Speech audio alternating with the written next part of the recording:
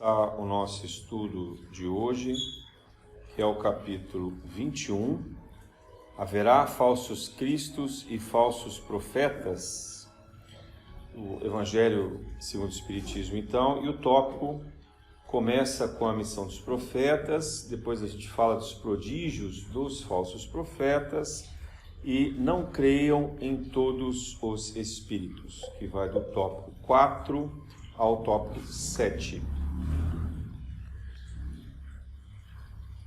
Bom, esse capítulo, Kardec, já depois de ter nos ensinado como a gente se afina com o Evangelho, como a gente se torna efetivamente um bom espírita, como a gente aprende as lições do amor e da caridade.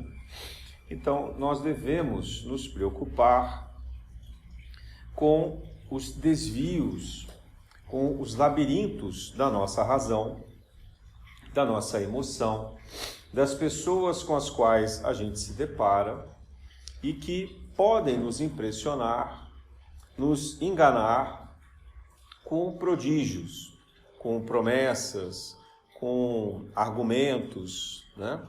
Com maneiras de se comportar que nos surpreendam e com isso coloquem em xeque a nossa fé, a nossa conduta e assim por diante.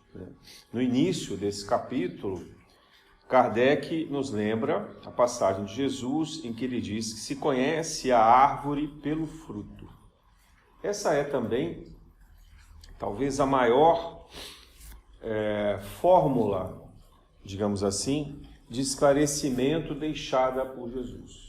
Que nós não devemos julgar pelas aparências, nós não devemos julgar pela inteligência, pela maneira externa como as pessoas se comportam, e sim pelo trabalho efetivo que essas pessoas executam. Isso porque todos nós somos falíveis. E é importante que a gente se lembre disso na dimensão espiritual que nós nos encontramos. Todos somos falíveis, né? Mais uma vez, a gente já disse aqui que o único ser infalível que habitou a Terra foi Jesus, né? Na condição do Cristo corporificado, na condição do Cristo engendrado na encarnação humana, para vivenciar todas as provas, as dificuldades que nós passamos e com isso demonstrar ser possível alcançar a perfeitude, a perfeição da espiritualidade, ainda que vivendo nesse planeta. Pois o problema não está no planeta, o problema não está na forma física, mas sim dentro de nós.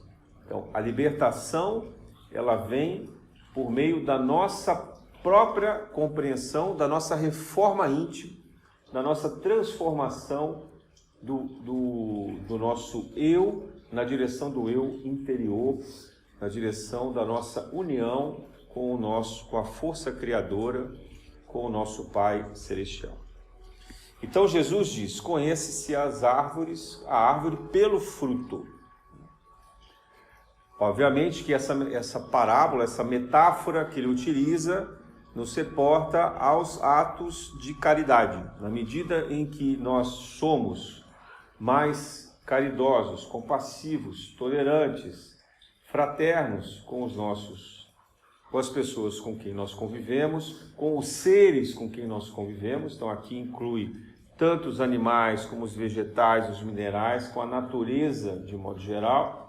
Então, nós, de fato, nos aproximamos daquele traçado original de Jesus para o progresso espiritual. E com isso, a gente começa a dar frutos. Por que os frutos são importantes? Porque os frutos não dependem da perfeição. Os frutos, eles conseguem ser produzidos mesmo quando a árvore ainda está em desenvolvimento. E muitas vezes até quando o terreno onde essa árvore está, ou a condição em que ela está disposta, não é a condição ideal. Mas ainda assim, ela é capaz de gerar frutos. Eu me impressionei muito, uma vez que eu tive a oportunidade de ver, um bonsai de macieira. Vocês já viram isso? Quer dizer, um bonsai é aquela árvore pequenininha, né? Plantada num vaso, normalmente num vaso, com uma técnica especial, oriental, onde eles vão fazendo podas, e essa árvore ela não cresce em altura por meio dessas podas, mas ela continua plena na sua capacidade. E ali naquele vaso é possível ver os frutos. Tem de vários tipos, de várias árvores frutíferas. Essa que eu vi era uma macieira. E a maçã não é pequena não. Apesar da árvore ser pequena, a maçã tinha o tamanho normal. Então esse exemplo do bonsai é para a gente pensar muitas vezes nas adversidades que nós vivenciamos hoje, por conta das provas e expiações que a gente carrega, né? Mas que nós somos ainda assim capazes de dar bons frutos. Ainda que esse ambiente seja adverso, que ele seja difícil para todos nós. Quer dizer, nenhum de nós está livre da obrigação de criar e produzir bons frutos. Essa é a lição de Jesus. Então, a gente vai conhecer essa árvore por esses frutos. E Jesus também usa essa alegoria porque muitas vezes os troncos e as folhas das árvores nos confundem. E a gente pode pensar que se trata de um determinado tipo de árvore e, na verdade, é um outro tipo. Então, para não ter dúvida, vai se conhecer essa árvore exatamente pelo fruto que ela der. E há também uma passagem do Evangelho da figueira seca, em que Jesus, atravessando o deserto com os apóstolos, se depara finalmente com a figueira, mas essa figueira, apesar de estar na época própria dos frutos, ela não tinha figos. Então Jesus a condena e a figueira seca, né?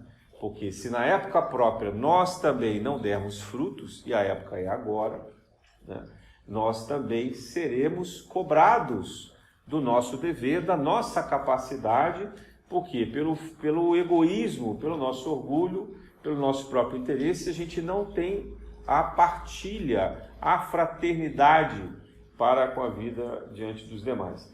Então, nós seremos semelhantes àquela figueira seca, né? Sem frutos. Muito bem, então, se nós somos chamados a dar os frutos, todas as outras pessoas que convivem conosco nesse momento são também, porque esse é o momento chamado do Evangelho daquele julgamento final, né? O momento dos tempos chegados em que nós somos colocados à prova da nossa própria consciência e em que haverá a separação do joio do trigo, que significa aqueles que estão preparados para viver na fraternidade e que são mansos e pacíficos herdarão a terra. Os demais serão convidados a continuar o seu estudo e a sua progressão espiritual em outros orbes, em outros ambientes, fora da terra. Então, é fundamental que a gente seja capaz de dar frutos.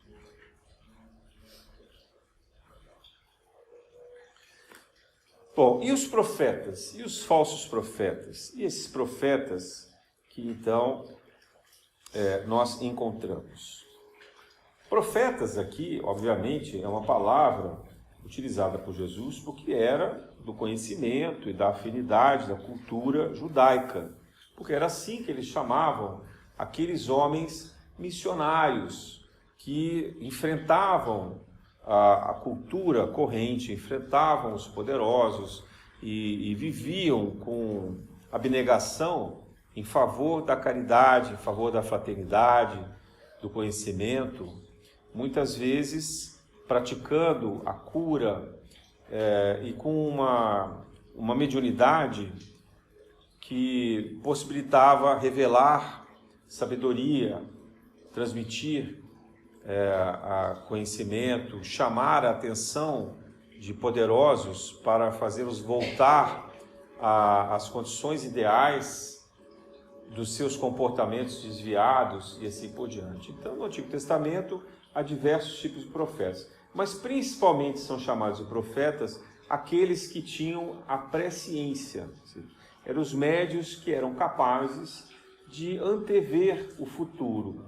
Não o futuro determinístico do que fosse ser concretizado, mas o futuro que, se não houvesse uma modificação profunda, poderia acontecer, né? E é importante a gente fazer essa distinção, porque não há o determinismo catastrófico que muitas vezes a gente imagina por conta das predições, né? Como se pensa a respeito do Apocalipse e de uma série de outros médios que narram a respeito do futuro. E isso é tão frequente que muitas são as vezes também que a gente se depara em profecias ou predições que nunca acontecem, né? Mas por que elas não acontecem? Porque o médium estava equivocado? Não.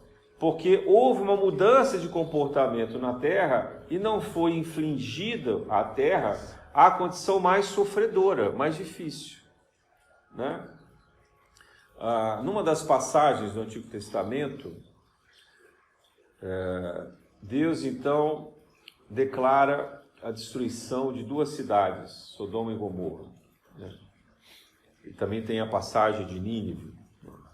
E aí o profeta questiona Deus, mas se houver ali 50 justos, né, não será melhor preservar a cidade? Então Deus determina, claro, Deus aqui, na figura da mediunidade, da forma como enxergava, era possivelmente um espírito evoluído, que estava ali conversando com ele. Então diz assim, então, se houver 50 justos, eu vou preservar a cidade. E ele vai diminuindo esse número, porque não encontra 50 justos, cai para 10 justos, cai para 1 justo, e mesmo assim não há nenhum justo, então a cidade ela é destruída, né? O que isso significa? São as inúmeras, eu não vou dizer infinitas, porque elas não são infinitas, elas são finitas, elas têm um tempo, uma chance oportuna, todos nós temos. Na pedagogia divina, esse tempo é importante, mas são inúmeras, incontáveis as chances que nós todos temos para o progresso espiritual, para o despertamento.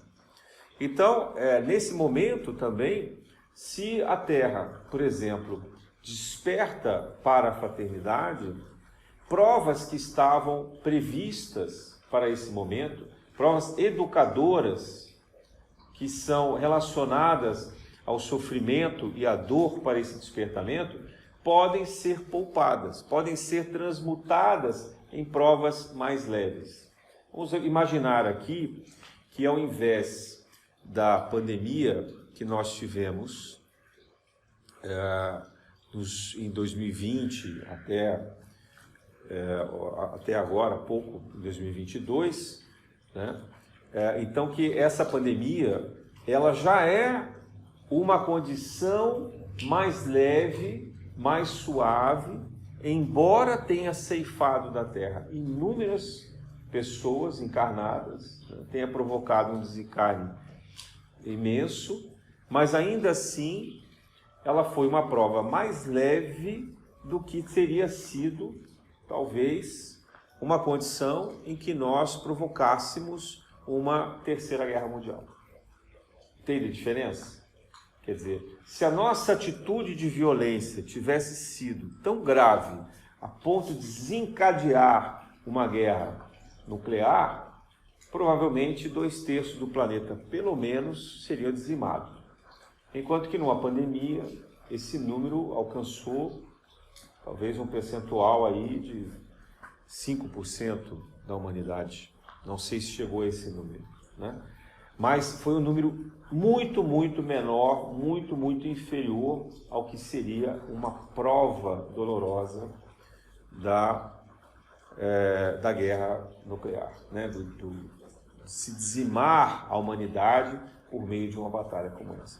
Mas as provas não encerraram, a gente ainda continua, né, numa data aproximada de 2057, sabe-se que meados então desse século, até o final desse século, o planeta entrará então numa fase de regeneração. Então, outras provas ainda virão, nós não encerramos as nossas provas. E justamente nessas provas é que se conhecem aqueles que são os bons profetas, os verdadeiros profetas, daqueles que são os falsos profetas. Qual é a diferença essencial em relação ao fruto que a gente pode observar?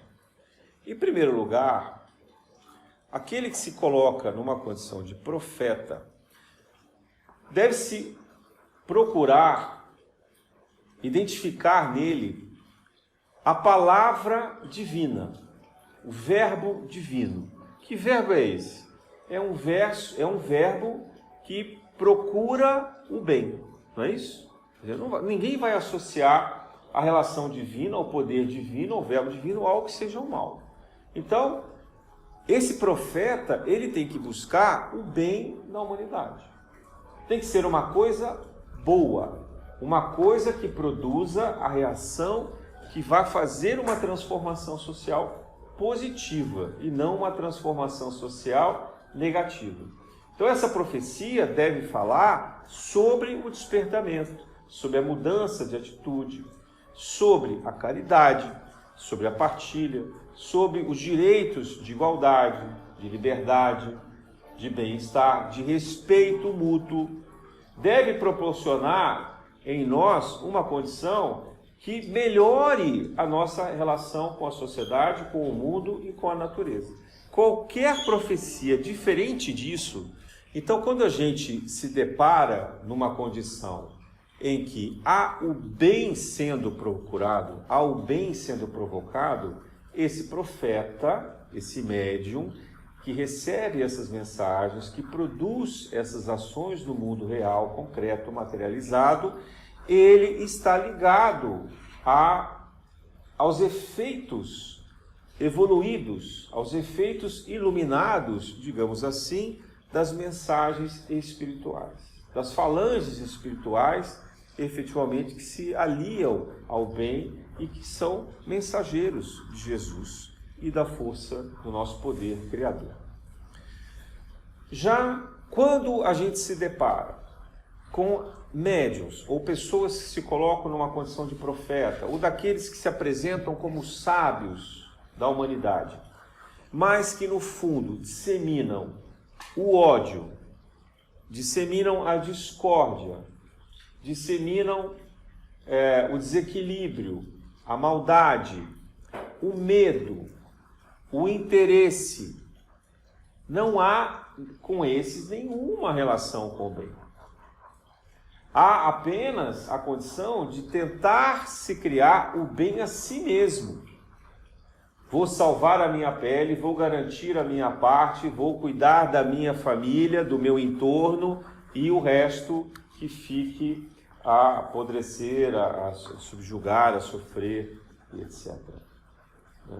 Então, quando a gente se depara com lideranças na sociedade ou com pessoas que vêm a público nas redes sociais, em livros, na internet, nas mídias em geral, falar qualquer coisa que pretensamente se coloca como uma revelação, como uma conduta salvadora, mas que no fundo ela está voltada apenas para a maldade, apenas para o interesse próprio, apenas para o egoísmo, para o orgulho, para preencher ali as suas necessidades, ou criar grupos de divisão, ou criar intrigas, ou provocar o desequilíbrio de toda a sociedade. Então, por mais inteligente que seja, por mais criativa que seja essa apresentação, essa fala,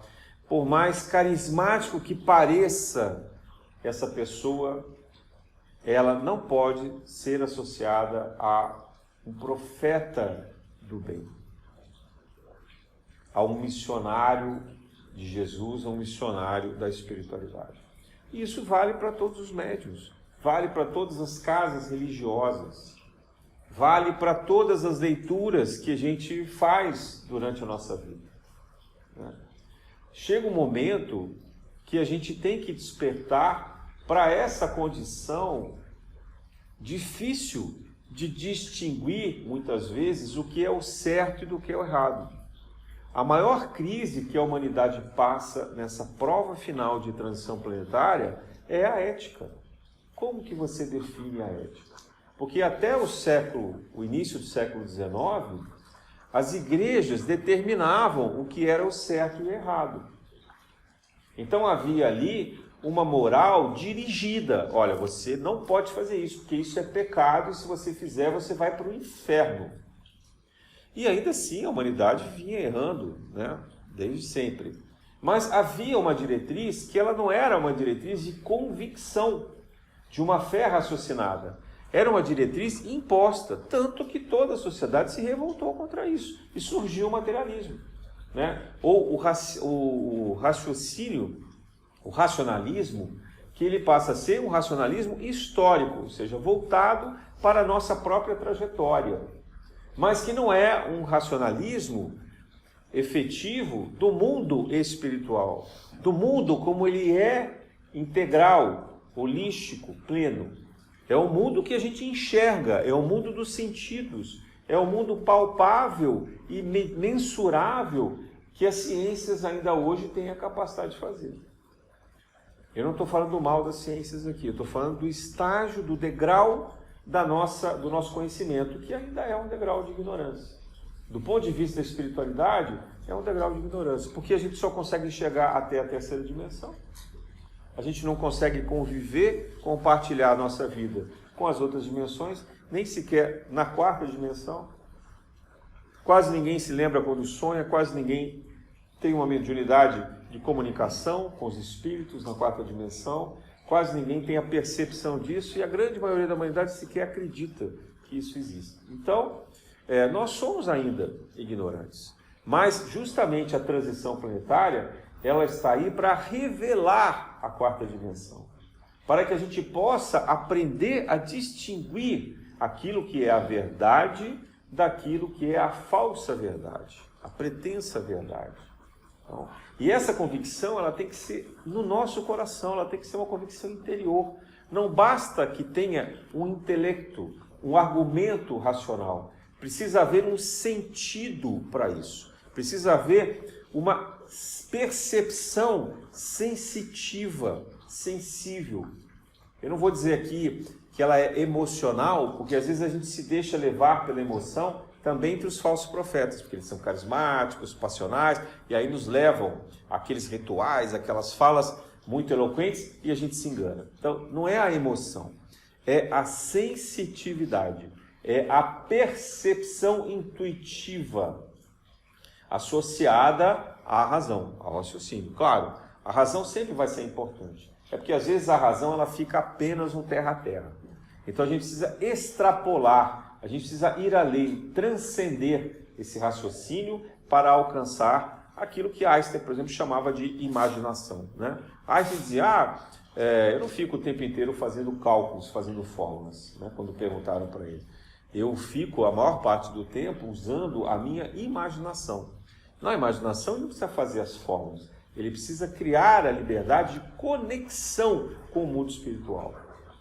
E nessa conexão, aí sim, ele compreende pela vertente intuitiva e traz a materialidade de uma forma que traduza para nós, menos inteligentes do que ele, aquelas fórmulas, aí sim, os meios pelos quais ele deduziu da espiritualidade. Nem sempre isso chega de uma maneira fácil de compreensão, né? O Apocalipse, que é o livro da revelação, ou das revelações de João, o evangelista, por exemplo, traduz a experiência de desdobramento daquele apóstolo, fora do corpo, do mundo espiritual, vendo as possibilidades de fenômenos e eventos futuros de 2000 anos para frente, né? Então ele viu todas as ocorrências possíveis de acontecer. Todas elas aconteceram? Não, porque algumas foram mitigadas pelo comportamento da humanidade. E outras talvez até tenham sido agravadas em relação ao que ele viu. Então ele não viu os fatos exatos do que ia acontecer? Não, ele viu as probabilidades, as possibilidades. E como que ele traduziu isso? Era tão difícil para ele. Imagina alguém há 2000 anos atrás vendo na frente dele um avião, ou vendo um computador, ou uma televisão, né? Vendo um scanner, vendo um equipamento qualquer aí eletrônico, vendo um cabo de fibra ótica, né? Vendo uma turbina hidrelétrica. Não tinha a menor condição de uma pessoa de 2000 anos atrás conceber isso. É como se a gente estivesse então se desdobrando agora e pudesse antever o futuro daqui a 2000 anos com várias máquinas, equipamentos, condições de vidas totalmente diferentes, de tecnologias que a gente não tem a menor ideia de como elas funcionam, né? Então a gente também vai se deparar com uma fórmula, com um vocabulário, com palavras que a gente não sabe traduzir. E a gente vai fazer isso de uma maneira alegórica. A gente vai criar imagens que talvez possam explicar a partir de símbolos, mas só quem conhecer os símbolos, só quem conhecer essa lógica é que vai conseguir traduzir. Por isso que o livro do Apocalipse é tão difícil de compreender, né? E hoje tem algumas chaves, tem até um estudo muito interessante desenvolvido pela equipe do Saber Espiritismo, tá, do Geraldo Lemos Neto, que conseguiu encontrar nos livros de Emmanuel essas explicações. Mas não é fácil para nós, em geral, compreender. Então, um profeta, veja só, ainda que ele tenha a percepção correta, ainda que ele seja um bom profeta, que ele tenha a percepção correta da verdade no futuro, muitas vezes ele não consegue traduzir de forma simples para nós aquela possibilidade, aquela probabilidade do que está acontecendo, né?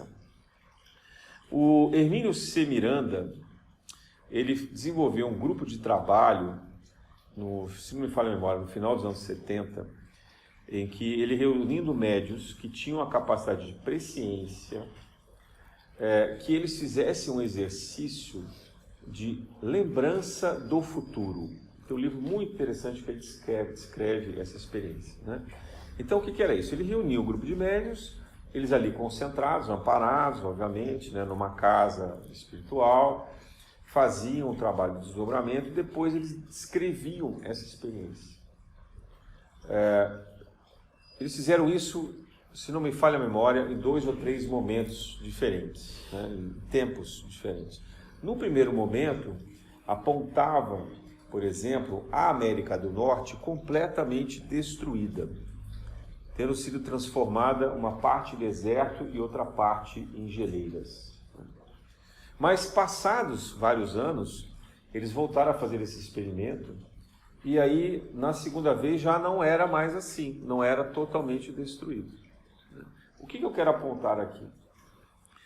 Quando a gente entra na sintonia do futuro, isso é uma associação que a gente faz como se fosse um computador calculando probabilidades estatísticas, né, dos eventos desencadeados pela maneira como a gente age hoje. Não sei se isso está claro para vocês. Então, pense assim, se a gente tem um comportamento errático, imagina que vocês vão no médico e vocês têm um comportamento completamente equivocado, desequilibrado. Vocês se alimentam mal, têm uma vida sedentária, usam drogas, né? De forma que o médico vai dizer para vocês, olha, sinto muito, né, da maneira como você está agindo hoje, eu não duvido que no máximo 2 ou 3 anos você vai ter um infarto, você vai desenvolver diabetes ou uma doença crônica grave, etc. E você vai desfalecer, porque você, da maneira como você está hoje, você pode morrer. Então, esse médico é um profeta? Não, ele apenas associou as condições físicas e os comportamentos daquele paciente e ele fez uma previsão do que pode acontecer. O comportamento do médium que tem presciência é similar a isso, só que um pouco mais complexo, porque o médium não faz isso sozinho, ele é assistido pelo seu guia, pelos seus mentores espirituais. Então, são manipuladas informações que ele não detém, são trazidas para ele essas informações que ele não domina totalmente. Então, ele tem que interpretar essas informações. Por isso que todas as profecias parecem fantasiosas, tanto lá no Antigo Testamento quanto no Novo Testamento. E é por isso também que todo o trabalho de engenharia, de planejamento da vida de Jesus foi cuidadosa para que nos acontecimentos terrenos fossem refletidas o mais próximo possível daquelas profecias do passado. Então, quando se fala assim, Jesus nasceu de uma virgem, isso era para dizer que era uma menina, adolescente, etc., que não tinha casado com outros, que não tinha tido nenhum filho antes. Entende essa condição? Não está relacionada necessariamente à relação sexual, né? Era uma forma alegórica. Mas ainda assim precisou se criar essa condição que Maria viesse desse jeito para que fosse associada àquelas condições específicas do Antigo Testamento. E assim por diante, porque tem várias profecias lá. Isso estava relacionado a Jesus para que desse credibilidade, para que ocorresse exatamente da forma como constava no Antigo Testamento. Em relação ao futuro, os eventos, eles vão ser, e já estão sendo, já aconteceram vários eventos assim do Apocalipse, associados de uma forma também alegórica. Mas não precisam acontecer tsunamis, destruições de massa, desaparecer o hemisfério norte, assim por diante, né? Chico Xavier, lá no Pinga Fogo, na década de 70, ele chegou a falar que havia um risco muito grande do hemisfério norte ser congelado, de ter um período glacial, né, uma pequena era glacial. Falou isso em outras ocasiões também, por conta dos eventos terrenos, das nossas provações, etc. Então o planeta vai ver uma era glacial, eu vou sair daqui agora e vou passar lá numa loja e vou comprar casacos, vou mandar colocar aquecedor. Não é isso. Entende? A profecia, e olha, estou falando do Chico Xavier, que era considerado um bom profeta, não um mau profeta, não um falso profeta. Por quê? Porque a gente precisa tomar cuidado com profecia. A gente tem mania, às vezes, de levar ao pé da letra as profecias. Então, mesmo um médium que ele tenha uma acuracidade, digamos assim, um cuidado de manifestar a sua presciência, ainda assim ele pode cometer equívocos porque ele é falível. E ele pode, às vezes, de boa vontade, ainda assim não conseguir traduzir corretamente os eventos futuros do que ele enxerga. Porque ele vê e vivencia uma sensação do futuro, que é apenas uma possibilidade. E é interessante porque com esses filmes, agora que estão no cinema, vários deles falando de multiverso, de metaverso, etc., essa ideia tem ficado mais fácil da gente compreender, porque é muito difícil falar de várias dimensões, né? Assim, não é uma coisa simples. Só que o cinema e a televisão, elas têm possibilitado a gente trabalhar com esses conceitos que são muito difíceis de uma forma lúdica, né? Então eles brincam com essa ideia de que existem mundos paralelos, de que existem várias pessoas em vários mundos, diversas formas, etc. Quer dizer, ainda que essa ideia não seja verdadeira, totalmente, que ela seja equivocada, mas pelo menos ela cria a possibilidade da gente poder compreender essas dimensões que existem próximas de nós, de outros planos, de outras formas, né? Então, por isso que é difícil a gente traduzir aquilo que acontece nessas outras dimensões. Se aqui nos fosse permitido, né, entrar agora numa nave e alcançar, por exemplo, a 7ª dimensão, que é de diretrizes planetárias, que são espíritos que já têm o perispírito extremamente fluídico e sutil, é quase uma névoa, porque na dimensão seguinte eles nem vão precisar mais do perispírito. Então estão ali na 7ª dimensão e a gente vai se deparar com eles. Então, quando a gente voltar da experiência, a gente vai dizer assim, olha, eu estive lá nessa dimensão e lá eu vejo um monte de libélulas, né? Parecem campos magnéticos de luzes, são estrelas coloridas, tinha lá uma música tocando, eu me senti flutuando, né? Porque como é que a gente vai traduzir aquilo que está acontecendo na 7ª dimensão de uma forma que o nosso cérebro compreenda, que a gente use as palavras em português, do vocabulário que a gente detém, para explicar para as outras pessoas que estão na nossa frente? A gente vai contar histórias que são também criadas, né? Alguém vai dizer assim, mas como que é uma libélula? Um outro exemplo para vocês pensarem. Imagine que vocês tenham nascido cego de nascença, né? Uma condição genética e, portanto, vocês nunca viram a cor. E alguém, ajudando você adulto a se vestir, diz assim: como assim você colocou esse xadrez misturado com a calça listrada? Né? Isso não combina. Imagina para um cego entender isso. O que é uma blusa xadrez e uma blusa listrada? Aí alguém vai pegar a mão dele, talvez, e mostrar no papel, numa mesa, o que é o xadrez, o que é o listrado, e ele vai dizer: mas por que isso não combina? Né? Ele não consegue imaginar isso. Não é? A mesma coisa que você dizer assim: mas essa aqui é a cor vermelha. Então, o que as pessoas que têm a deficiência visual costumam fazer? Associar ao calor. Então, o vermelho é mais quente, né? O azul é mais frio. Talvez assim você possa dizer, porque calor e frio ele sabe. Então, ele não vai saber o que é o vermelho e o azul, mas ele vai tentar, né, fazer ali uma escala de percepções que possa traduzir dessa maneira. É assim que funciona a presciência. Então, o médium que traduz as informações, ele vai explicar para nós ignorantes, tão ignorantes quanto ele, aquilo que ele vislumbrou, mas que de fato ele não entende, que ele não compreende. Então, a gente precisa, independentemente do profeta ser falso ou ser um bom profeta, um profeta verdadeiro, ele tem ainda a possibilidade de errar. Então, essa é a primeira coisa que você tem que fazer, assim, cuidado com profecias. As profecias não foram feitas para nos assustar, né? E se elas nos assustam, já é uma premissa indicativa de que é uma falsa profecia. Porque se é para dar medo, tem alguma coisa errada. Né? E a gente precisa compreender isso. Uma coisa é você ter um alerta, né, como vem agora assim: olha, ou a humanidade modifica o comportamento dela, se torna mais fraterna, se torna mais amorosa, tolerante, compreensiva, para evitar que provas mais severas aconteçam, ou então nós teremos que vivenciar provas muito duras, com muitos sacrifícios e muitas tormentas. Isso é uma profecia, né?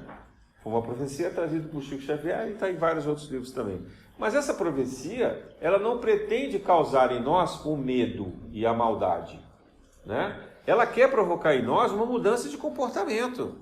E ela vai dizer assim: o mundo não vai acabar. A profecia que traz o Espiritismo, o mundo não acaba, ele se transforma. E a gente vai continuar a evoluir. Talvez aqui, talvez em outros orbes. Percebe a diferença? Não há uma intenção de diminuir a pessoa, de causar maldade, de gerar medo, insegurança. Há apenas a intenção de transformar, de fazer despertar. Então, essa é uma boa profecia. Agora, aquela profecia que diz assim, que de vez em quando a gente vê aí nos anúncios da internet, né, das redes sociais, etc. Tsunami acabará com a costa do Brasil.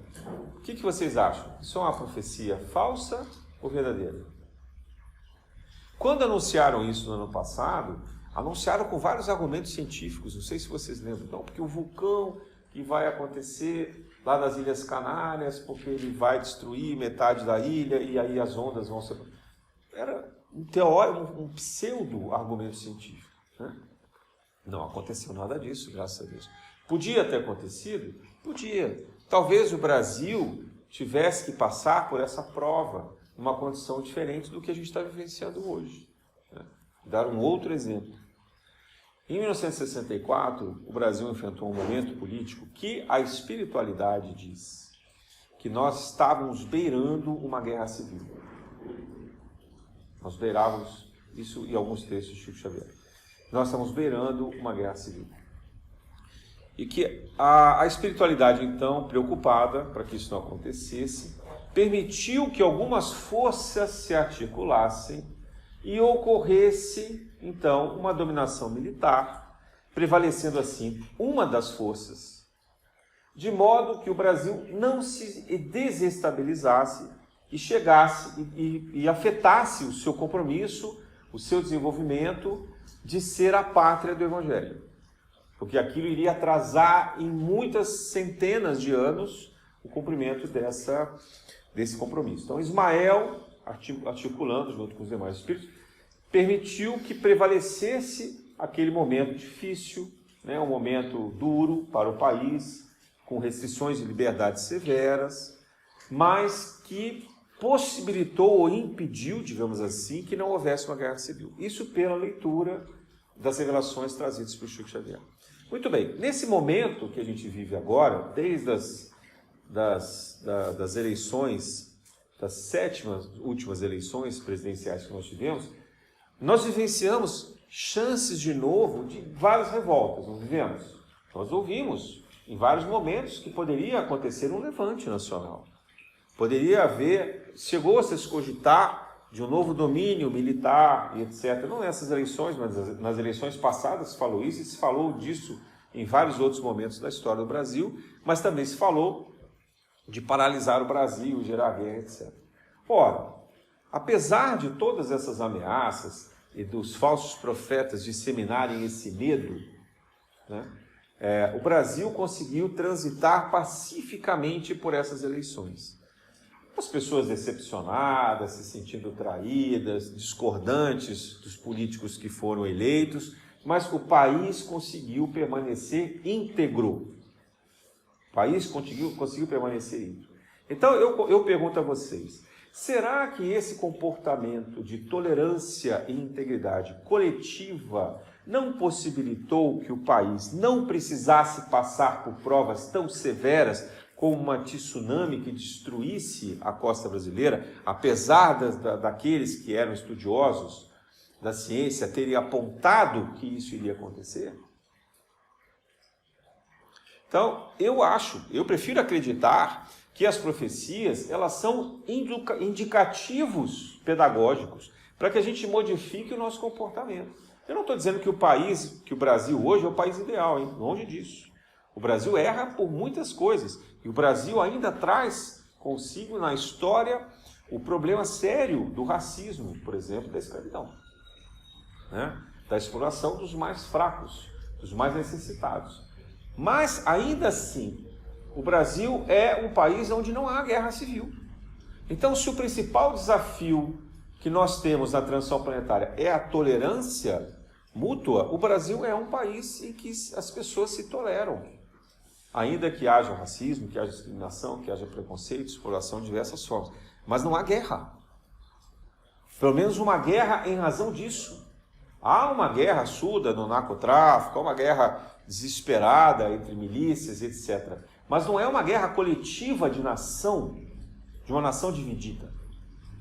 Então, se essa condição de evolução cria em nós uma sensação de integridade, e a gente vem mantendo isso, graças a Deus, e tomar Deus que isso perdure até o final dessa eleição e nos anos vindouros, a gente construiu uma egrégora de passividade no país que nos permite viver alheios a tormentas tão severas quanto outros povos bélicos ainda terão que passar.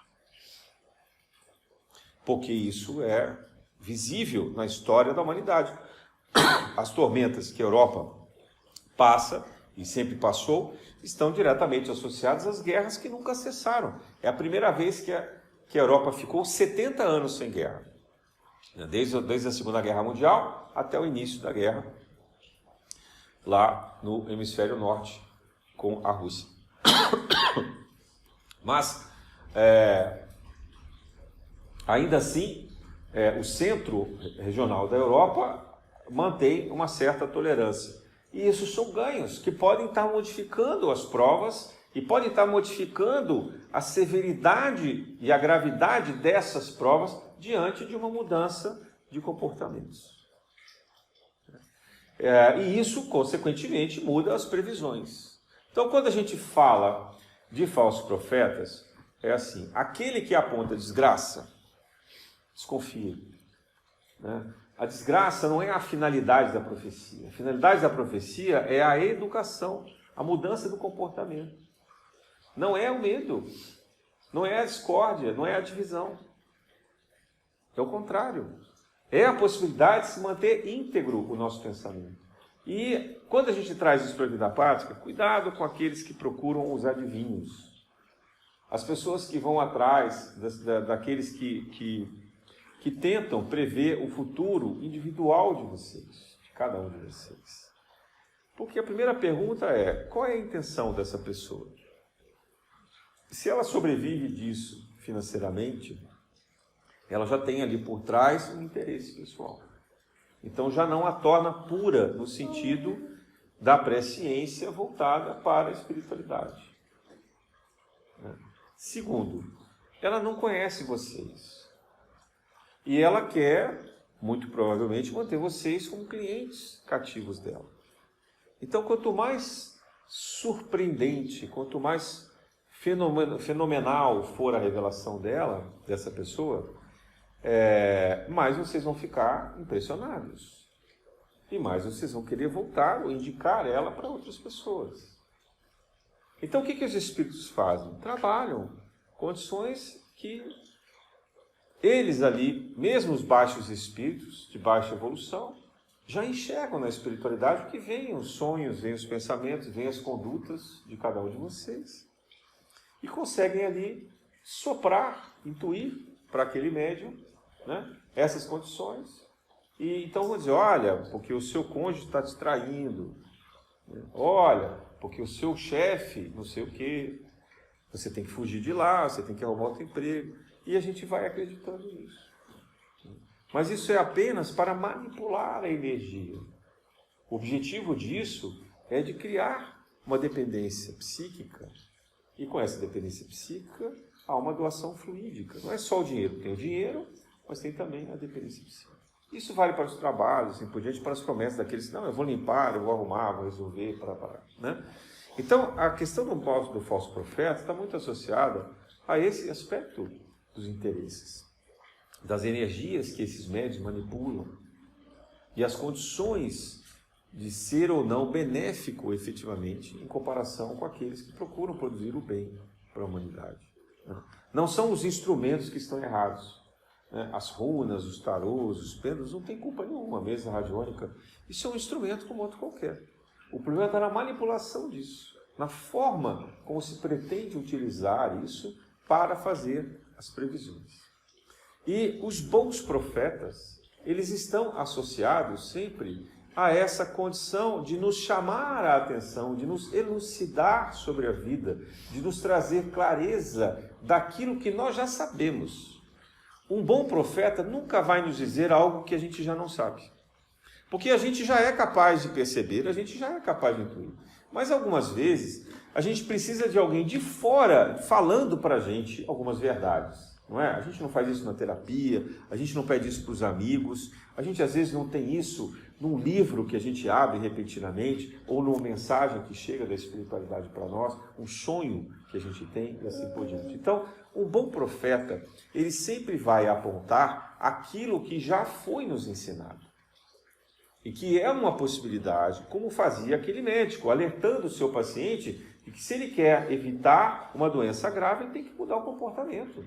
Ele tem que deixar de ser sedentário, ele tem que passar a comer de uma forma mais saudável, ele tem que ter uma vida menos estressante, hábitos bons, porque senão ele vai desaparecer rapidamente.